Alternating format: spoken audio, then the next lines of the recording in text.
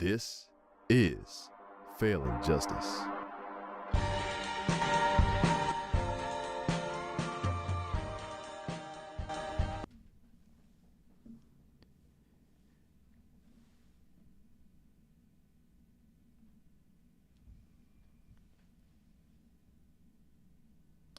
Good evening, everybody. Welcome to the Failing Justice podcast. I am your host, as always, Justin Carlson. Want to welcome everybody to the show tonight. It's been a week. It's been a good week. We had a good show last week. Looks like we're having some technical difficulties here. We got somebody in here going to fix it for us. Give us just a second. Yeah, it's not showing up on there. I'm not sure why. Out. Hang on just a second. We're going to get this situated here in just a second so we can get some video going. Got somebody in here working on it. There we are. We got video now. Hey, everybody. Sorry about that. There we go. Anyways, as I was saying, welcome to the Failing Justice podcast. I am your host, and this is my unofficial co-host. Unofficial. We're working on making that official. Might talk me into it at some point. I just don't know about this guy sometimes, so. Yeah, that's true. But we are working on it. We're just going to call him unofficial for now. But this is like, what, your fourth, fifth? Maybe fifth, yeah. Yeah, man. But it's been good. Hell of a podcast last week, right? Yeah, it was a good one. Yeah, man. It was really cool to have Tyrone Day in here. Just a really good conversation, incredible story, and I would say, like, visiting with him after the fact was, we stayed in here for almost another hour, just chit-chatting, and, that was pretty cool. Yeah, definitely, I would agree, and I probably could have stayed here a couple more hours and continued the conversation. And look forward to when we get to, get them back on and continue building that relationship. I think that's what it's all about, man. It's just building these relationships, having these conversations, learning together. So, but his testimony was just, man, it was moving, and I learned a lot for sure. Yeah. Well, I know you listened to the podcast when Richard Miles was here, and but you weren't here for it, I think I noticed, and not to put you on the spot, but I definitely think being here in person for something like that, rather than reading about it or hearing it, even just driving down the road or whatever, listen to it on the podcast, I think you kind of felt that, like, being here in person, like talking to him, seeing his, meeting his wife, and kind of feeling that emotion and energy in the room. I think it's different. Tell me if I'm wrong, but no doubt. It's it's completely different, and I don't think that it's just really hard to compare it to anything until you experience it. So. Yeah, I think being in the same room and, listening to his story, and then, he's a super humble guy, and just taking it in. And like I said, just being there together, having vulnerable conversations, building that relationship, and, I couldn't compare it to just, listening to the podcast or watching it. It definitely was, it was changing. It was moving, and I would say, emotionally overwhelming. Even after we left, I think you and I stayed on the phone for at least a good hour afterwards, because we were. It was a late night. It was a very late night. There was a lot. It was overwhelming. Just so many thoughts going through our mind. I think one of my takeaways was I know we talk a lot about what we can do differently in the law enforcement profession, but after hearing his story, It was a little overwhelming to realize that I think we've got a lot of work to do. All the way around the wheel. Yeah, the entire system. So. Yeah, and one cool thing about it too is after the fact, like in our conversation, like his support for Failing Justice and our mission, like what we're trying to do.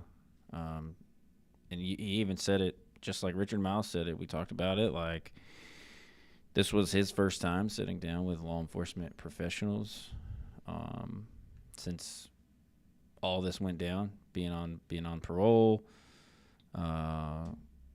getting out. Of course, he just got exonerated in May, but Richard Miles, he'd been exonerated for a while now, almost a decade or over a decade, and he still hadn't talked to law enforcement professionals. So I think guys like that, man, who the battles that we face in law enforcement, and we face them, are nothing in comparison to what guys like that have faced. And so hearing his support, sitting there talking to somebody, he texted me, so we did that podcast on Wednesday, so he texted me on, I think it was maybe Thursday, it was the next day, and it was a real nice message, and he said, hey, I just want to let you know I appreciate you having me on the platform. I just really support what you do, and let me know if there's anything I can do to help further what your mission is. And I'll say it 1,000 times over, like, people can hear us talking, people can scroll Facebook, people can scroll YouTube and just kind of see these videos, but man, just having somebody like that say, hey, like, we support you, like, I support you, support this organization, and what can I do to help further it. It just means a lot, and you have to understand why somebody like that would want to support this, because we are trying to change and trying to prevent things from happening, the very things that happened to him. So I thought that was cool, getting that text and talking to him about that and having that support, being able to lean on him anytime. That's what he said. Yeah, that's amazing, and I think that's a relationship that we'll continue to foster. So, yeah, and in some good things that happened this week is we've had some Zoom meetings this week in reference to our next steps with Failing Justice. We're on the path to putting this as an official 501c3 nonprofit organization. Right. Super pumped about that, right? Yeah, it's exciting. I'm just going to give a shout out. I didn't ask if I could do this, but shout out to Brandy Flanagan for taking the time and being willing to do this and help us out. I'm excited about the future. All the talks we've had this week about the things we can do with Failing Justice. So many different things under the umbrella that I want to do, and I'm kind of pumped about it, man. I don't know how you feel about it, but I'm in like Flynn. Yeah. You're committed, huh? Yeah. That's why you call me the unofficial co-host. Well, I'm just waiting on your commitment, honestly. Yeah. No, yeah, definitely. It was, good conversation there today, and I think that making some strides to take Failing Justice into a whole different level. The 501 nonprofit will be a big step for the organization, and I think will help make our voice louder, right? And I think it's important that people know that we're trying to look at all aspects of the justice system, and that's why it's good to build those partner relationships and have other people come in and talk about different areas, because we're not experts in it all. And in the Right. justice system, there's so much. So I think that nonprofit will give us the opportunity to do that. And the ultimate goal is to be able to make an impact, and a positive impact, right? So I think that those are good steps. Yeah, and I've heard multiple people tell me, and I don't boast about this in a hey, look at me type situation, but I just really think it's crazy that this isn't happening, as far as my knowledge, anywhere. And I mean, at least publicly, not saying it's not happening at police agencies or district attorney's office or whatever. I'm not saying anybody like these conversations aren't happening, but I do take some pride in that. Like, hey, we've never heard this. We don't know of anybody else that's doing this, and always revert back to, like, who's gonna do it, right? Like, if it's not being done, to me, I take that as that's a big responsibility. Like, this is serious, and I want to impact. And it's like we were talking, like, are we going to be able to change the world? Like, probably not. Golly, there's some sirens out there. Yeah, Dallas PD or fire department or something. But yeah, like, we're not going to be able to save the world, but we can impact the world that is around us. And even making that nonprofit status and being able to kind of branch out further, because we will have more resources, impact as far as we can reach. Yeah. Yeah, I definitely. I agree. Yeah, and I definitely don't see it as trying to save the world, or necessarily the system, or fix it all, or even the profession. We obviously, since I've been on, we focus a lot about law enforcement specific, like the law enforcement profession. We hone in and we talk a lot about that because that's what we know, right? I don't think that just the two of us are going to change the entire profession. What I would hope is that we influence change, right? And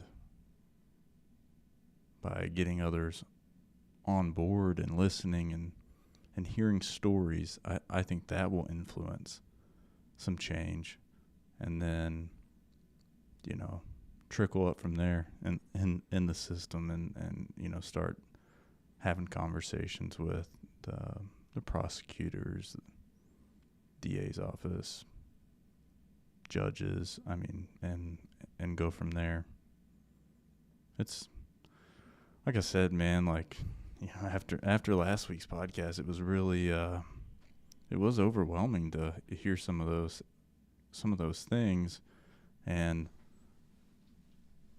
I looked at it from a couple of different perspectives, because I do believe that, obviously, that was 1989, right? Yeah. So that was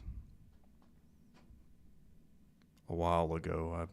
I wasn't even born then, so I was. Oh man, put that out there. Yeah. Were you born then? Youngster, yeah, I was born. Yeah, you are old. Yeah. Youngster. So I can't even sit here and try to talk like I know what was going on back then in law enforcement, right? Like, I could have some assumptions or hear stories, relay stories that I've heard, but I would like to think that we've improved in areas. Yeah, I think we have. Yeah. For sure. Especially procedurally. But, just other parts of that story was,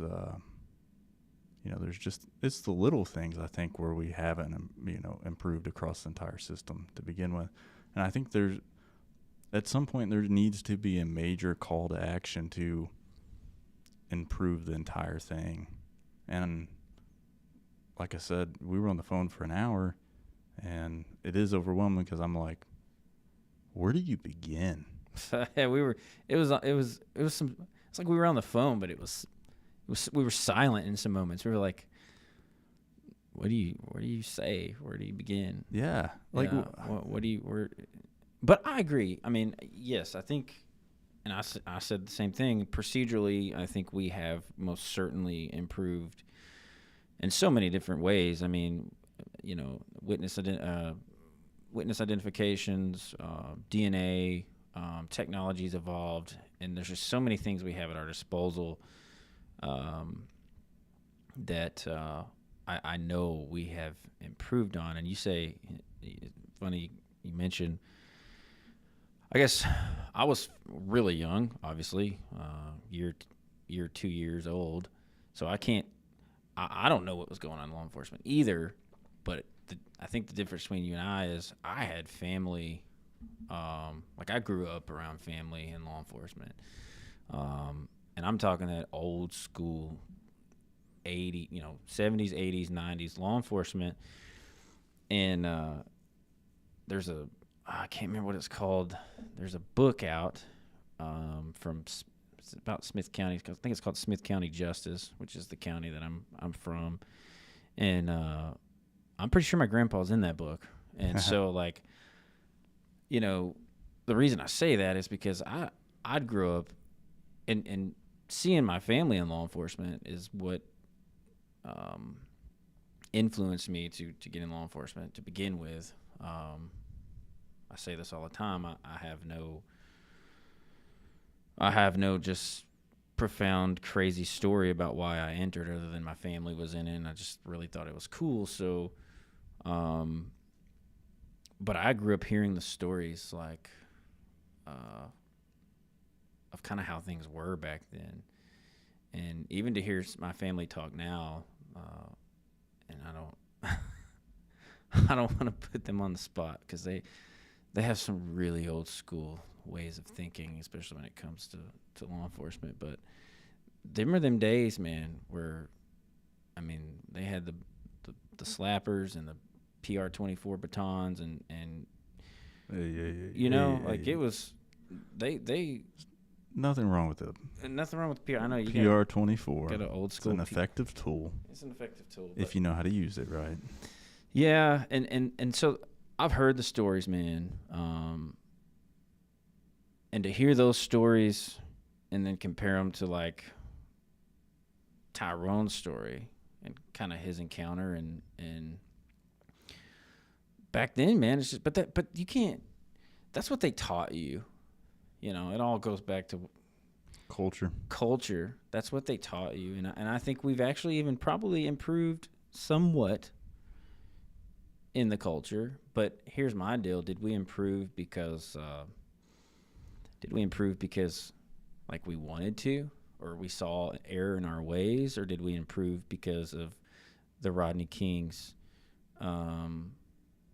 incidents like that, where the police brutally beat Rodney King, and what was our reason behind our improvements? And that's why I still think now, there's still some of that residual old school thought, some of that old school thinking, that old school policing, that old school leadership, quote unquote leadership.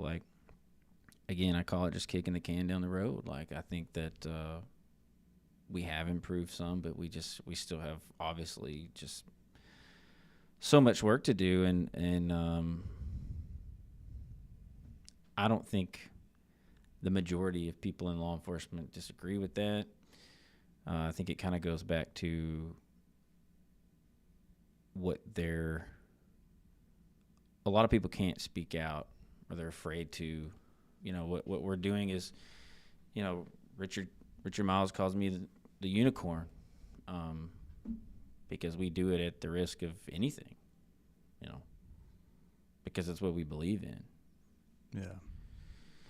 And Richard even said himself, he said, when you start having people sit at your table and put those earphones on and get behind that microphone that are active law enforcement, specifically speaking law enforcement, you know. Yeah. But you can even broaden that, you know, active prosecutors, you know, active public defenders, defense attorneys. When you have people like that are sitting at this table and having a conversation, they're not afraid of what their administrators might think. And I think he's right. I think that's when we will start to see the pendulum kind of swing the other way.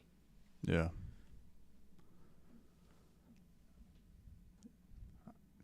Man, it's a lot to dissect, you know. Yeah. Well, because I've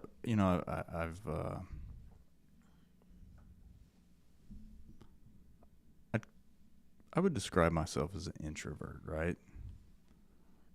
You're strange, man. You can be both. Like, in my opinion, like you. Sometimes I have a hard time describing you.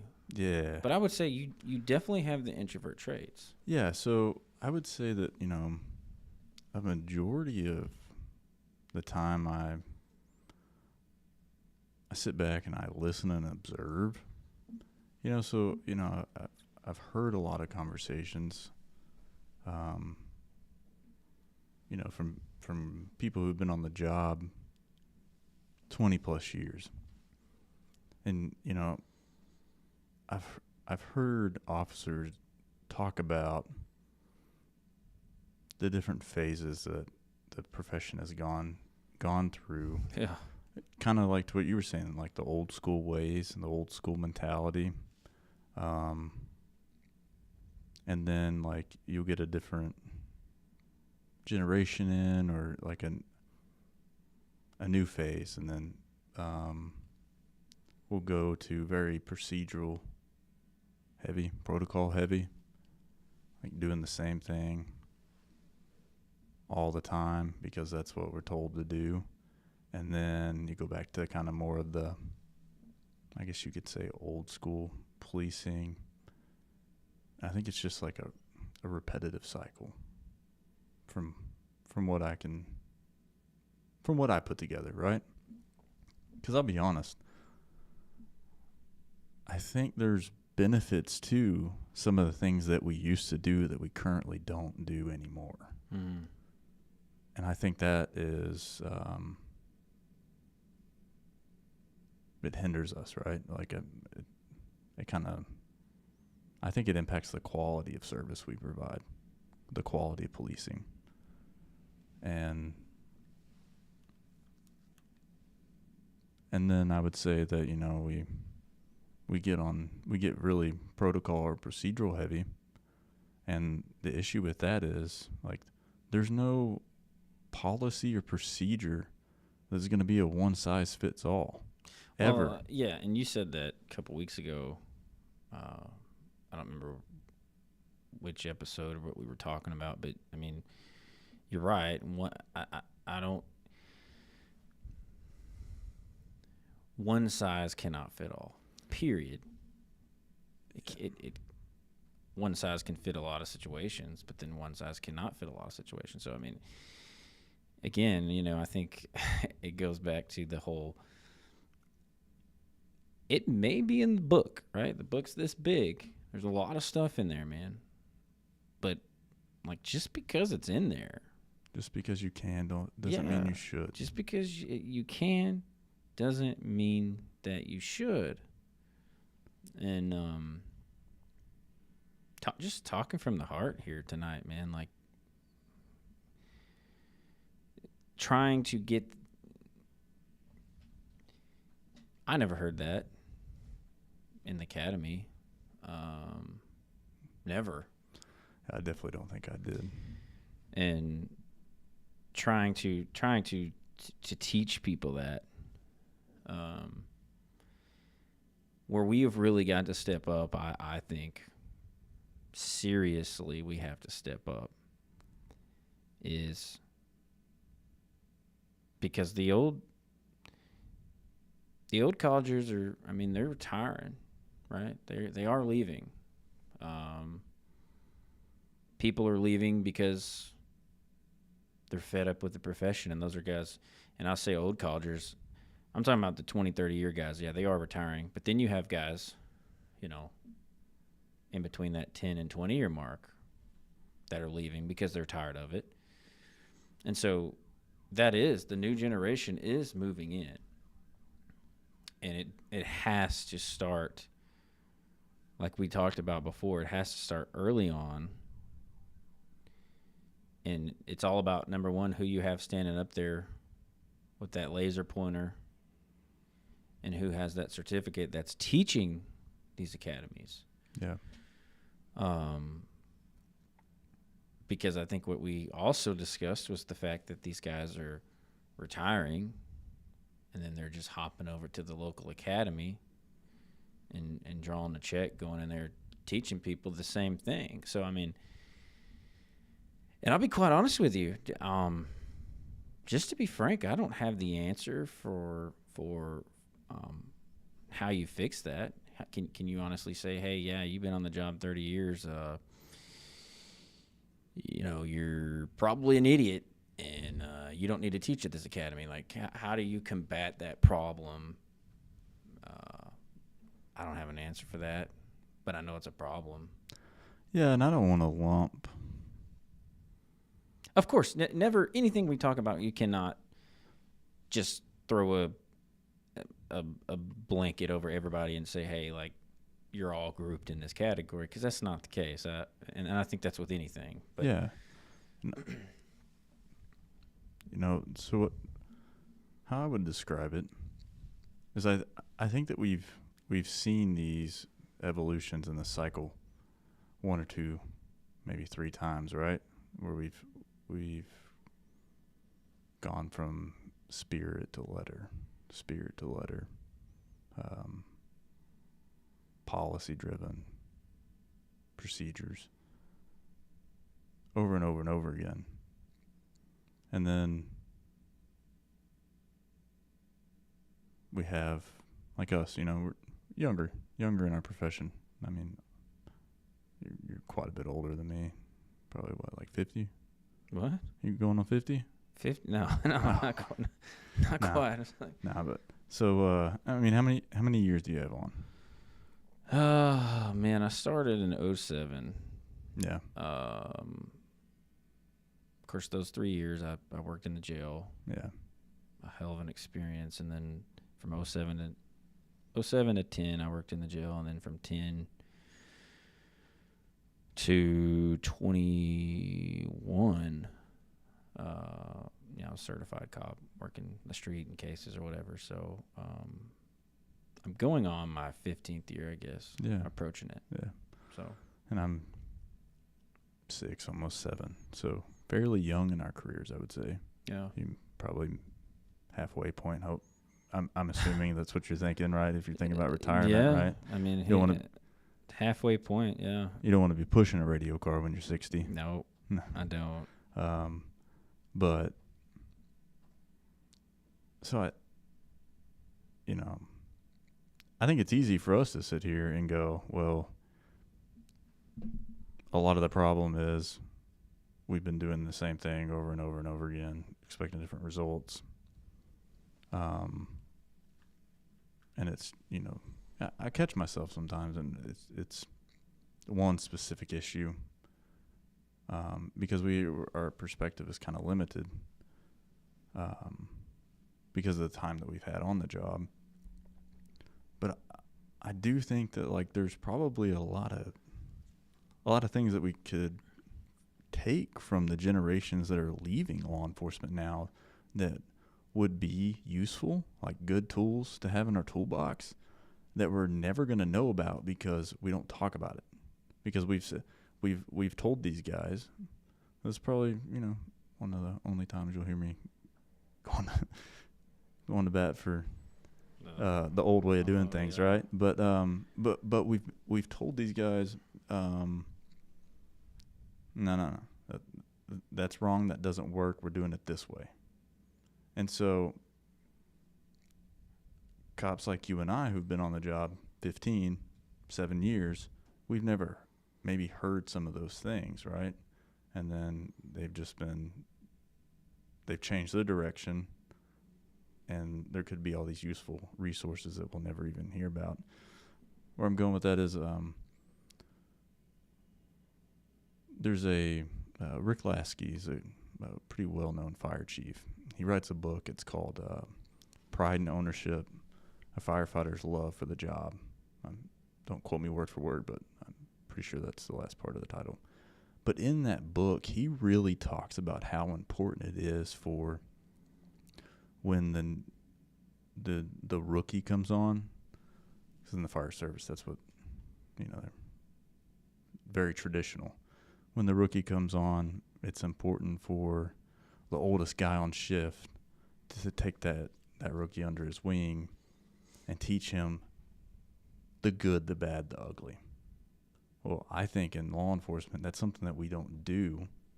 Is we might just talk about the good, but we don't talk about the bad and the ugly. And how are we supposed to learn from our mistakes if we don't talk about it? So that's where I hope that we can kind of bridge that gap with Failing Justice and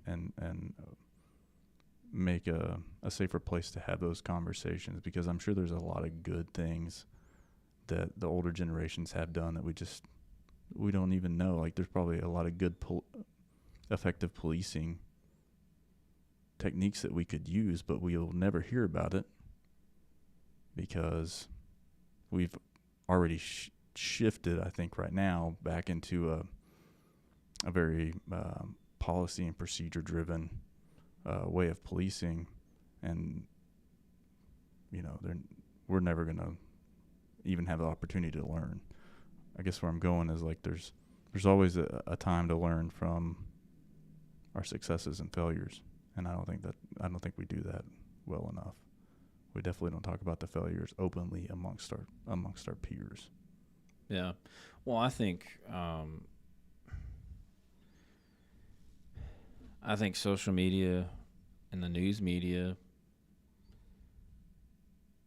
do a really good job of highlighting the failures.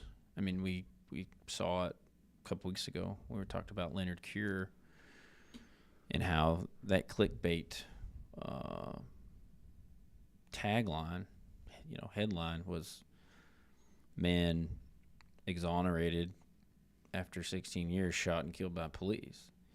And so you have people that hate the police that see that right away and then go, I'm going to click on that. Let me read this. And then like, hell yeah, even though I think we concluded the cop probably, not the actual use of force, but what led up to that was probably could have been different. Maybe change the outcome, maybe not. But I think the news media just does such a good job at highlighting our failures immediately because it's a juicy story, and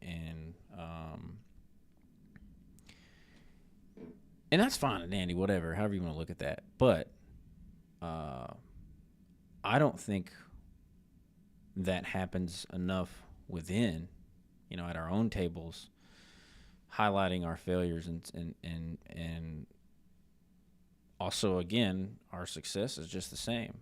Like, hey, this was really good, and this is really bad. And I think everything immediately, if something happens, if an incident happens out on the street, chiefs immediately just go to the policy manual and say, hey, what's the policy say? If we just took a little time to watch some videos, bring those officers in, sit them down at a conference table, and just say, let's talk about it. Like, what were you really thinking? But everybody goes into such procedure mode. Like, You know, what's the internal affairs book say? You know, we have to bring you in, take your gun and badge. We need a statement addressing this, this, and this, and we need it, 48 hours from now. And so then you got this cop calling his attorney and kind of running the incident down to his attorney, and his attorney's in, of a different mindset. And I think there's a time and place for that, obviously. Like, there's times where that has to be done, depending on the severity of the situation. But I'm saying in general, I think what you're getting is how we treat each other. How we treat each other, and sitting down and talking about our successes and failures, and because everybody's so scared of the media, everybody's so scared of social media. We don't want to be that agency on TV, and of course we don't. Obviously, nobody wants freaking wants that. But because what comes out is gospel, what's said is said, and all these people watching Fox 4 Dallas see something, and that's just boom, just immediately gospel. But going back, like you said, how we're treating each other. Yeah, that's we could segue into that topic easily right now. Well, I do think, to kind of follow up on that,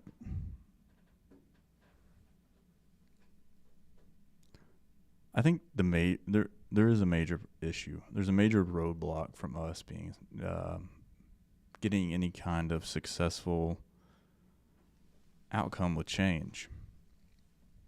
I'll just be pretty candid. It's politics. Love it or hate it, it's politics.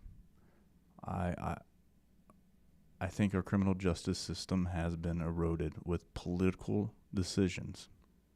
Nobody's authentic. Where's the authenticity? Right. You know what I mean?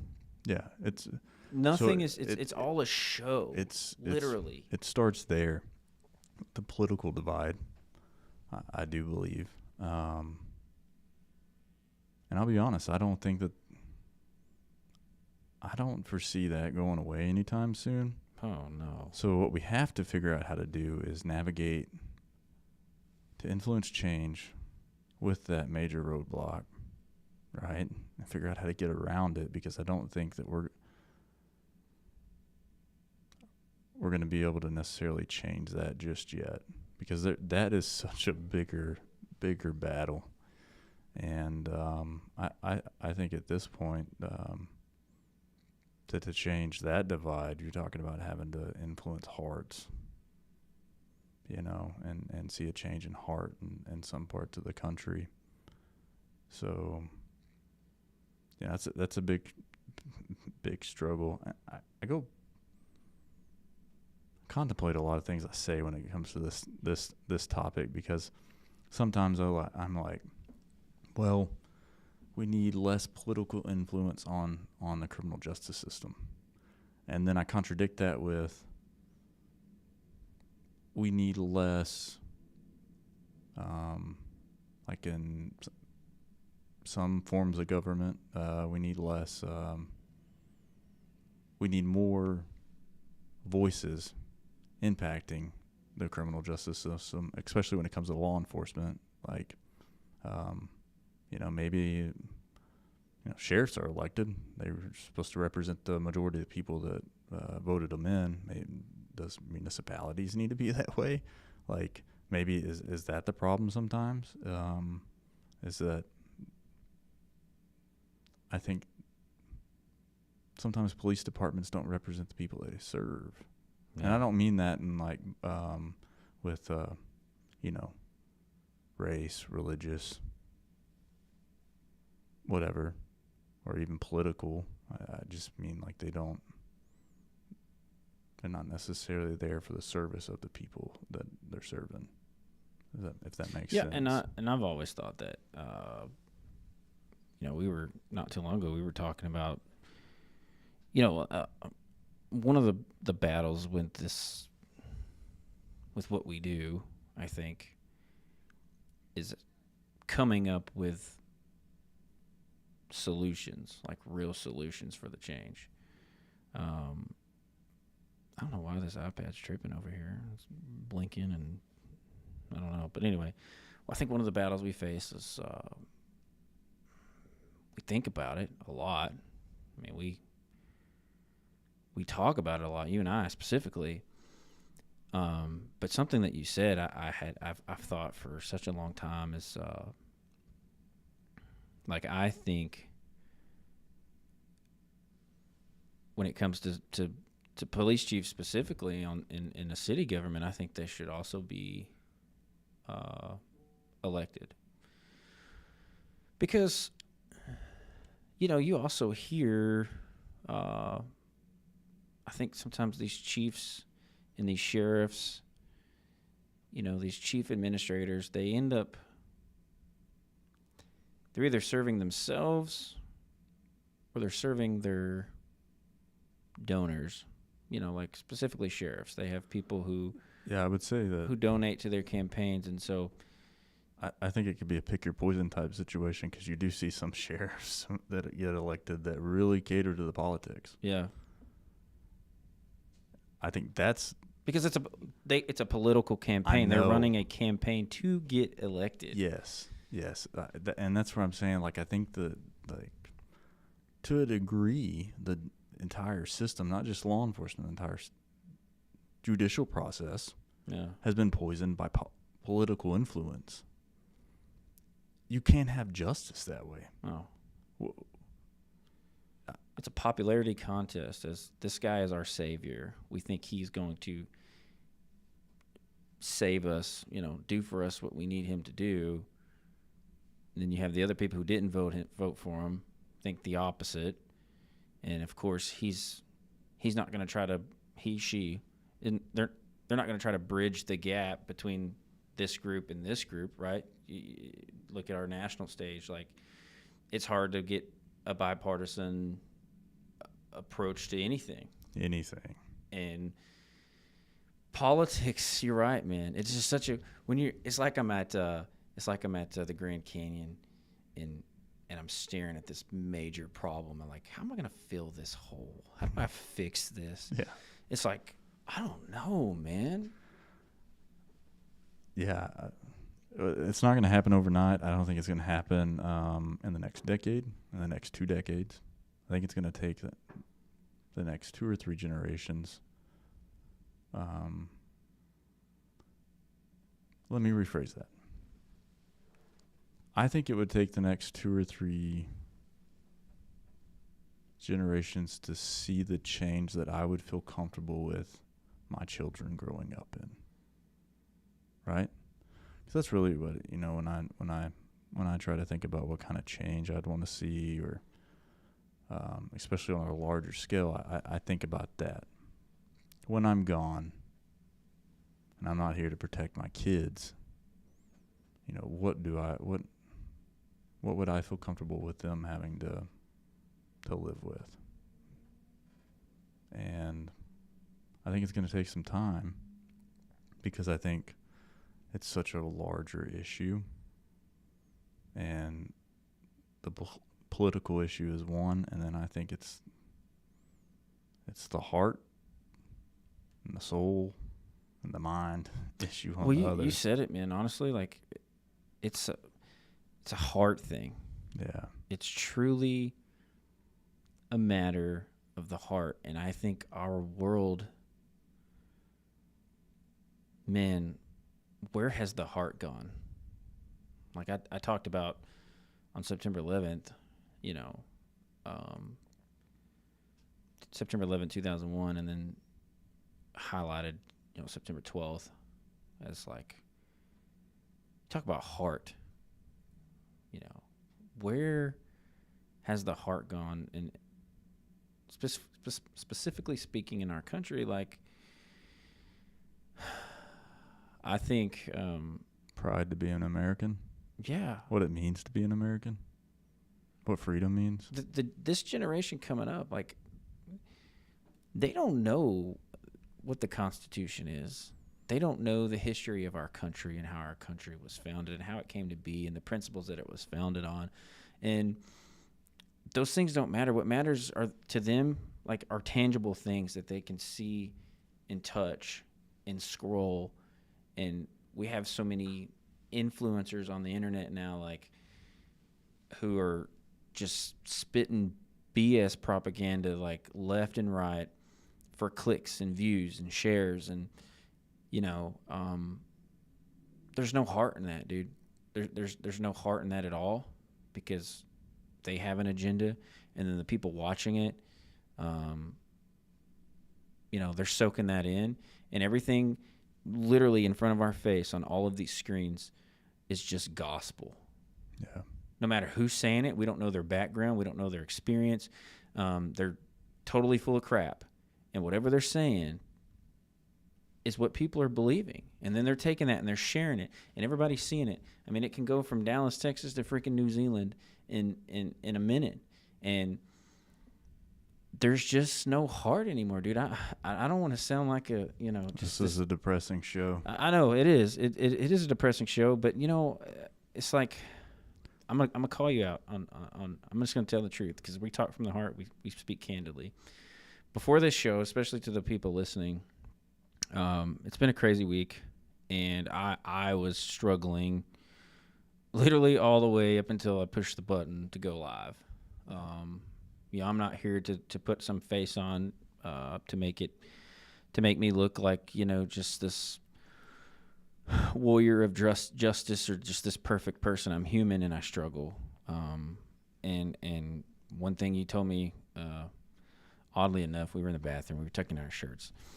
Preston told me, I said, man, I don't feel prepared for this show. And he said, man, he's like, I don't think people watch us or listen to us because of our content and what we've prepared and how good we look. I think they listen to us simply because, we speak from the heart and we try to be as authentic. Going back to authenticity, we try to be as authentic as we can. And ever since you said that, an hour ago, whenever it was, like, I've been thinking about that because, and I know you're right. The show does sound kind of depressing tonight, but man, like, the truth of the matter is the heart in our country and in the world abroad. I mean, look what's going on, man, in the Middle East, and the heart is just not there. Nobody. I won't say nobody. I can't say that because I can't, that would be untrue. A lot of people just don't do things. Going back to Rob Vine, they don't do things for the right reasons, at the right time. They don't do that. And heart is just lost. You said it. I'm going to harp on that because that is the problem. That's the problem with the entire world. That is certainly the problem with what we talk about, our system, our law enforcement, our criminal justice system on the prosecution side, that's what's wrong. Yeah, and I would relate that back to... We need Jesus. If we're going to be honest, we need some Jesus in this world. And well, I tell you what, since you brought it up, I had a chief chief I previously worked with,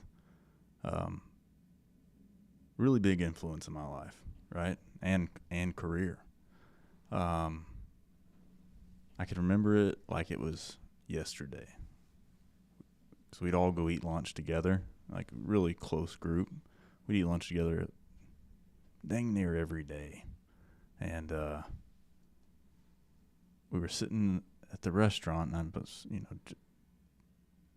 probably hadn't worked with them, but maybe 6 months to a year at the time. And we usually all got into some pretty deep conversations over lunch, right? And it could be about anything, and we were talking about the job specifically that day. And he looked at me and he goes, "You know what you need to be successful in this career? to make it 30 years, to make it to retirement. I'm like, shoot, I don't know. He's like, you got to have faith. He's like, I don't care what it is. I don't care what it's in. But you got to have faith in something. Something other than yourself. You just got to have some faith. You got to have a good support team around you. Or you won't make it very far. You got to have some support to lean on. And you got to have a hobby. Those are 3 things, and I remember it. You got to have faith. Don't matter what what it's in, but just faith in something greater than yourself. You got to have a good support system in place, and you got to have a hobby. Yeah, I'm still working on a couple of them, but I feel like faith is one that I've accomplished recently within the last couple of years, and I will say that has made a difference in my life and given me a more peaceful perspective on things. So, I would agree with your statement. I need some Jesus. For me, I'm a Christian. I believe in that, but I would say in general, like, just have faith in something. Yeah. Something other than what you see in front of you or what you can touch or what somebody else is telling you about. And you're right. I'm not gonna. Growing up in my old school Christian beliefs, and I've evolved over the years as far as I'm still a Christian, but my thoughts and beliefs aren't as radical as they were when I grew up, and but speaking specifically Christianity. It says in the Bible, and I heard my pastor say this on Sunday. Heard it 1,000 times, but Sunday's sermon was really good, and he you forget to do this because we are selfish. But he says, Christ says, take up thy cross daily and follow me. And his reference was, what you're saying every day when you get out of bed and the first thing you pick up is your phone. How many text messages do I got? How many Facebook notifications do I have? What's blowing up at work? Like, what emails? Whatever. When you do that, you get out of bed and you look at this phone and that's the first thing that you see. He was saying that all you're saying is, God, I got this today. I'm good. I'm going to be able to handle whatever comes at me today by myself. You're essentially saying that. You're not saying that out loud, but in your action, that's what you're saying. And you're going on about your day, and you're faced with whatever the crap you're going to be faced with that day. And you can't, and that doesn't mean I don't knock anybody for any religion whatsoever, but I'm specifically speaking Christianity here right now because that's what I am. Like, that really hit me when he said that, because I'm like, you know what? How many times that I get up, I'm not going to sit here and say I hit my knees and start praying immediately. That's not what I do, because I like to get every minute of sleep. I'm not a morning person. I can't stand mornings. We talked about that today. It's morning people and being successful, but I'm just not a morning person, man. And my mind is pretty clouded in the mornings, no matter how much sleep I've gotten or how less sleep I've gotten. It's all, my mind is usually the same. And that's not what I'm thinking about. But when he said that Sunday, I'm just like, what if I just started doing that, like just saying, hey, thank you, God, for waking me up today. Thank you for waking my kids up. Give me wisdom to face whatever situation I face today. And just like you said, believing in something bigger than yourself, because we are all human, and just the things that we all face every day, we all again, you put 10 people in this room and you give them a scenario, you're going to have 10 different opinions. Like, we're not going to get it right. No. And heck, even if we pray, that don't mean we're going to get it right. No. But it still mean, like, to me, it's like, okay, I am looking at something bigger than myself for wisdom and guidance to handle any situation that I face during this day. And I know so many cops, man, you do too, that they don't have anything that they believe in. It's just a robotic day in and day out. And I think that goes back to, they teach you in any leadership course, why? What is your why? Think back to why you got in this profession. I think that's what it goes back to, like having something bigger than yourself that you believe in and that you're leaning on. I don't care if it's freaking Buddha, whatever God you believe in, like, or fish, I don't care, but something for you to get away from yourself. And I think that's part of our problem in this criminal legal process that we have, is that we are just so about self. Yeah. And that's how you get Tyrone Days, Christine Bunches, Richard Miles. That's how you get those outcomes. It's because we're about self. Yeah. And we forget that we're servants. That we are servants to these people in our communities, because they need us. We're not always going to be at our best, but they are believing in us. They need us.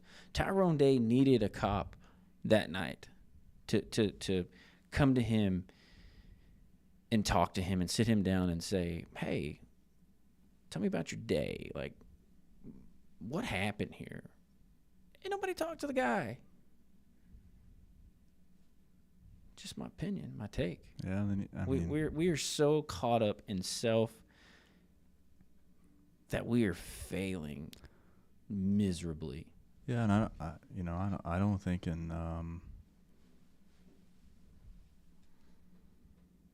I don't believe it's all intentional either. I think it's routine. No, and you're right, dude. Not all the time is it intentional. I think it's become routine.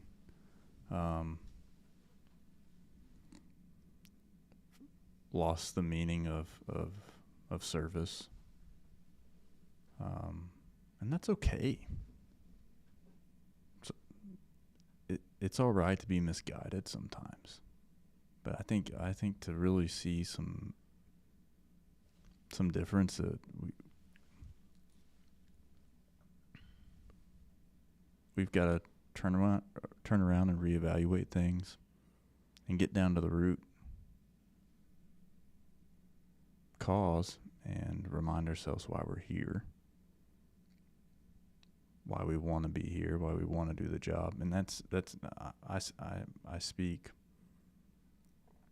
for the entire process, entire system. We've got to find, like you said, our why and our reason and our purpose. Yeah, I thought something you just said, the criminal, what do you call it? Criminal legal process is what Richard Miles calls it.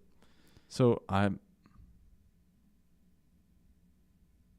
think that's a very accurate way to describe it. Yeah, I mean, justice, you look at the screen, and it's failing justice. Yeah. We have failed justice for generation upon generation. And it's and that's why I think when he refers to it that way, he takes justice out, because rightfully so. Yeah. Because of what happened, what he experienced, and that should be enough for us to go, whoa. Let's reevaluate. And I respect that you know, it could, because it's very procedural.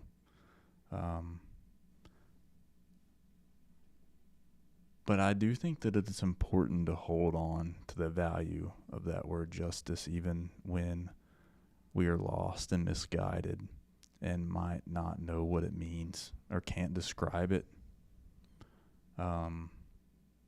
Because I think that's the key thing to remember too about justice, is I don't know if you're going to be able to hold a definition to it or describe it, because I think it means something different to everybody. To everybody, your Yeah. justice is going to be different than mine. I know, we get in arguments all the time. And I think what we have to start doing is learning how to listen for what the people's justice is at that time, and get away from being like you say, robotic, and just very persistent on doing it the same way every time, and really evaluate every situation that comes before us, and start wondering,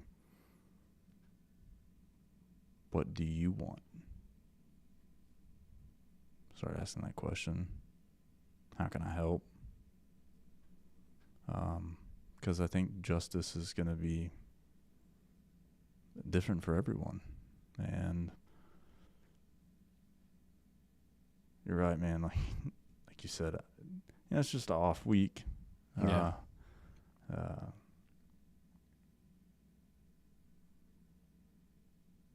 Sometimes I get discouraged greatly. Yeah. About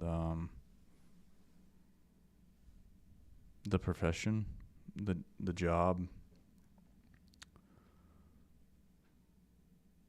society, the state of just the world. Like, you just, you see you just see so many people struggling. You see so many people fighting. You see so much hate. I've never seen, like, just pure hate in people's hearts.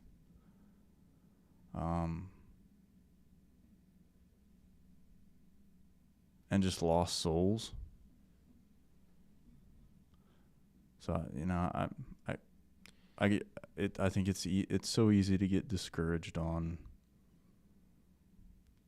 what we're doing, and then in the profession. And I think that's a part of the problem too. And I'm sitting here saying that, I fall victim to it. Like, there are days where I just feel absolutely defeated. Like, no matter what I do or what decision I make, it's probably not going to make a difference. It's not going to make an impact. And I'm just going to be here. But then I have to remind myself, well, what good am I doing? Mm-hmm. That's not what's expected of me. And I think that could apply to multiple things in life in general, right? If we just roll over and give up, then what kind of outcome can you expect?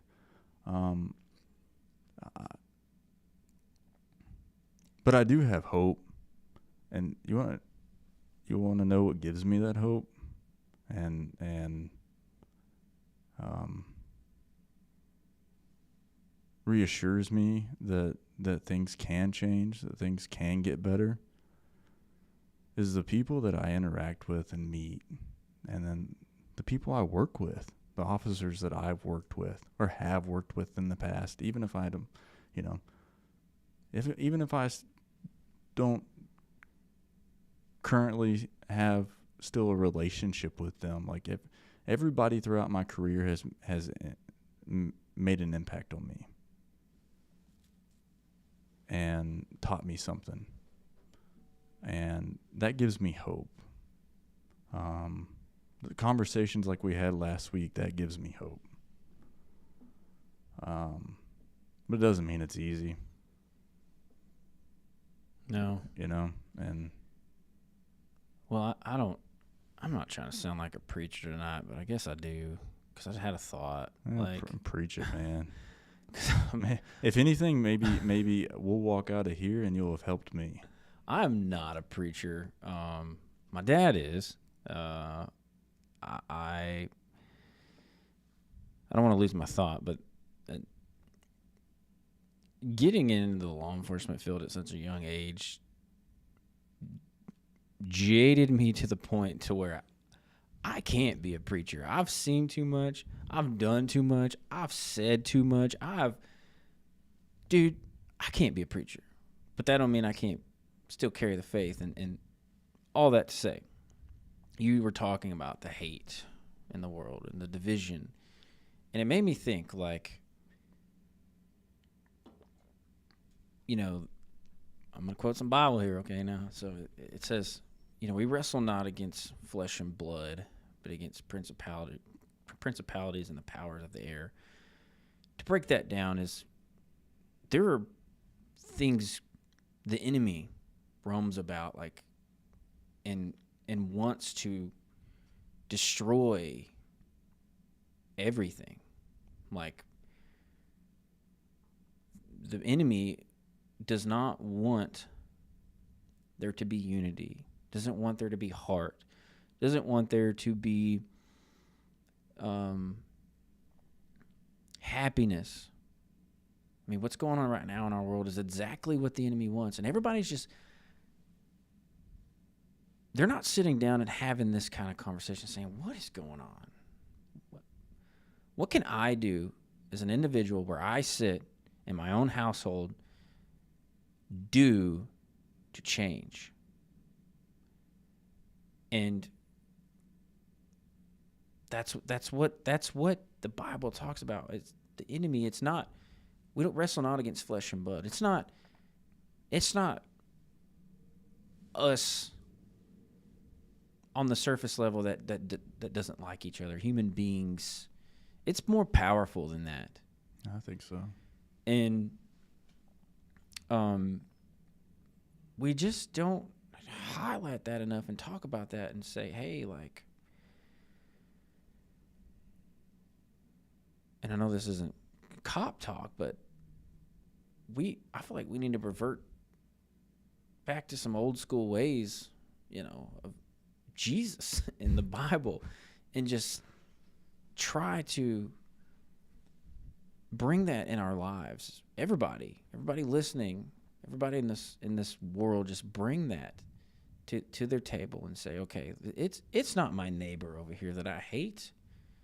You know, there's something stronger, more powerful that is causing this division.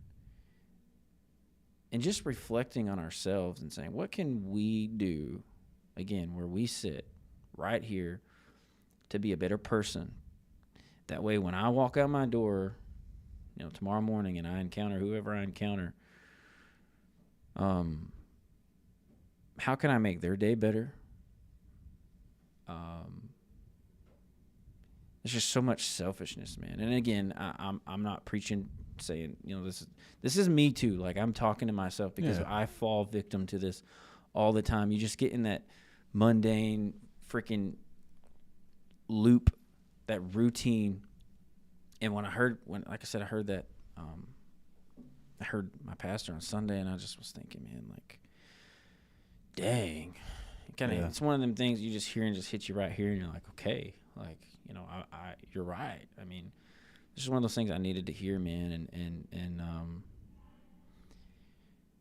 just having that heart, I think is would change so much. And that's with anything, but specifically, you know, the criminal justice system, you know, our profession, like,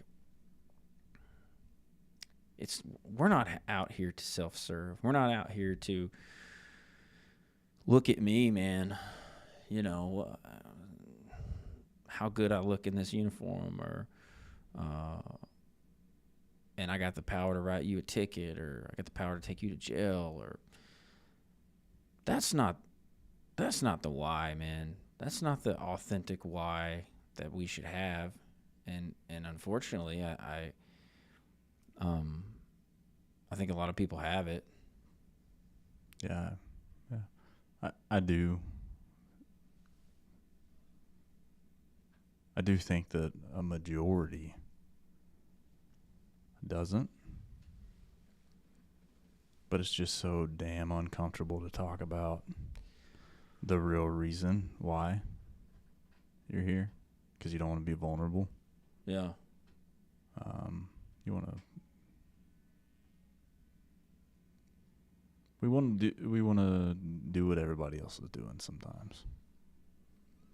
So, I would agree. Yeah, I mean, nobody wants to be vulnerable. That's hard. Yeah, it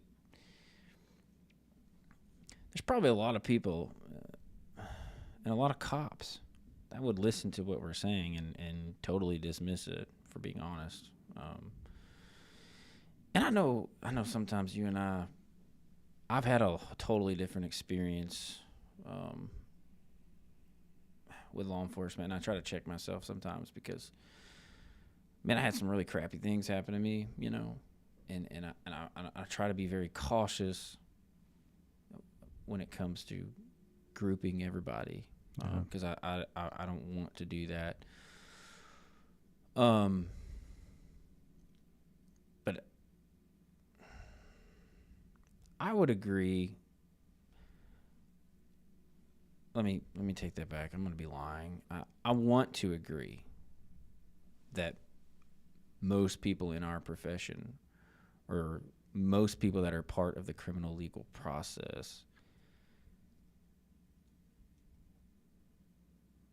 are there for the right reasons. I want to believe that, but if I'm being totally honest, I struggle with believing that. That's a real struggle that I have, just because of the things that I've experienced myself, and then when I got out for those 2 years, I really started paying attention to things, like big time. Really started paying attention to things that I didn't pay attention to before. And I just seen so much like wrong and injustice and hate coming from people within our profession and in our system. And I'm like, why I didn't see that before? It took me, and I've said this before, it literally took me 2018. So from 2007 to 2018, it took me that long for it to just click in my mind. This isn't right. I think all those years, somebody came and made a complaint on an officer, and I'm like, that's stupid. That's not accurate. You know, they would never do that. You know, you hear something's missing from an evidence room somewhere. Something got logged. It's in another box. Like, you know, this guy planted dope on this cop, or on this citizen when they pulled him over. No, that's crazy. And then I start paying attention to that stuff, and I see these things, and I'm like, this stuff is going on. Yeah. And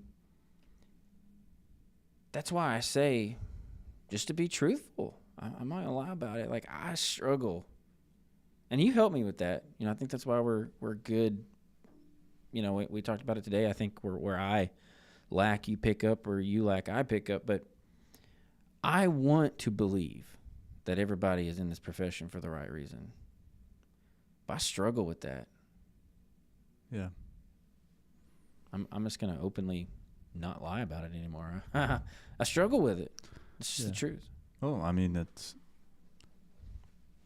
the truth is that some people aren't. Yeah. But I think that's the truth with any profession. I think that's also the truth with the entire justice system, right? And that's when we start talking about political influence and self-gain and, you know, all these different things. And I think that we, to see a change, we have to start influencing people's hearts, minds, and attitudes. Can't change people. You can only hope to influence. You're going to have to influence the heart, mind, and attitude. To do that, I think we're going to have to make people aware of what our decisions, how our decisions can help and how our decisions can hurt. And we have to be open and honest about it. And I think that's the goal here with Failing Justice, is to do that. Let's highlight the good, the bad, and the ugly. Because I think that's the only way you're going to influence the heart, the mind, and the attitude, and see the change. Go back to remembering what our purpose is and why we're here. It's to serve. And hold value in morals, ethics, and integrity. I think the change can start with the simple movement, but I think it's going to take a lot of people to get on board. I'll be honest. No, and you're right, man. I look over here at the slogan, the new slogan, and that's why I chose it, because I was like, in just these few words, it's so powerful what the mission of Failing Justice is. It's simple. Unmasking truth, healing justice, because it needs healed. I mean, it's broken, like shattered, and transforming the system. And my prayer and hope is every day, moving forward, is that we do that. Unmasking truth, healing justice, and transform the system, even if it's just one small thing at a time, one small step at a time, because it's not there's people in this country who will probably never hear about us. Yeah.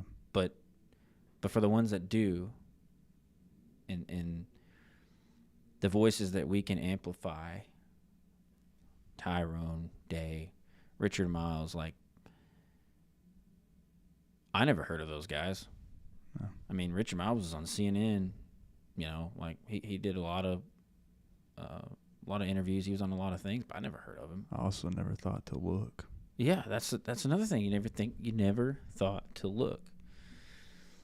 And if we can just give people like that a platform to talk, because we have a large law enforcement following, and Silent following. Silent. You're right. And that's okay. That's all right. But to allow them to raise their voices and give them a platform to speak and say, hey, this is what happened to me. And, it starts with us, because we're always the first. We're always the very first encounter with people. And so it truly does start with us. Lots on our shoulders. I mean, there's no doubt. I mean, it's a big task, right? But the way I see it is, if you're not here for the right reasons, and that's not your goal, just get out. Yeah. Like, it's not a big deal. Like, if you can't feel that, if you don't believe that, and you're here just because you need a paycheck, or you get to drive fast, put handcuffs on people, or whatever, like, I encourage you to get out, because we are dealing with people's lives, people's freedoms, and it's serious. It's serious business. And I tell you, I've enjoyed tonight's show because it was just real authentic talk. We have zero notes. Yeah, we were all over the place, but you know. I just, maybe we were, maybe we weren't, but whatever the case may be, I feel like it was just authentic. Yeah, and that's okay. Yeah, it's totally okay. It's kind of the goal.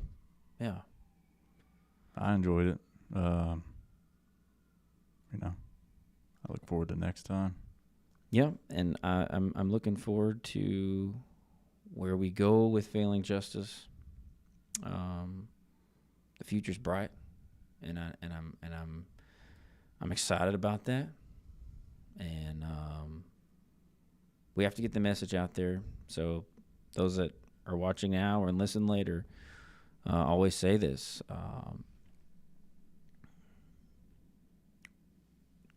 Go to our platforms, share it, like it. We're on all of them. Twitter, X, excuse me. It's hard to get that right. Instagram, Facebook, YouTube, TikTok. We're out there. And by doing your part and sharing that, telling your friends, that's going to help get this message spread. I'd also add, too, to that. I would encourage people to reach out and have a conversation. If you got something that you want us to talk about, or you want to come and talk to us about something, you disagree with something we say, or you think we're missing something, we're not looking at it from maybe your perspective, then I encourage you to reach out and let us know, and let's have a conversation about it. I promise we'll create this will be a safe environment to have healthy conversation. Yeah, that's a good point. I don't want, I would say just about anybody's welcome in this room. 100%. And it doesn't matter even if you're not law enforcement. Come on in. It doesn't matter. We want to have these conversations and then turn around and say, okay, well, what can we do better? You're right, man. That's a good point. Anybody's welcome on this show, and reach out. I mean, if Facebook, all these platforms, reach out to us. We'd love to have you on. Yeah. Thanks for coming again tonight. I know Absolutely, you're man. unofficial, so Unofficial. you're not required to be here. No. But I'm glad that Can't commit. No, man. I'll be honest with you. I don't think I could do this by myself now. So commitment may be around the corner. So you can probably talk me into it. All right. Well, thank you everybody for joining this show. Thank you for being a loyal audience and supporting us. Even the silent folks, even the haters. You're still giving me a stat, so I appreciate it. But no, thank you. And tune in next week for the Failing Justice podcast. Be safe.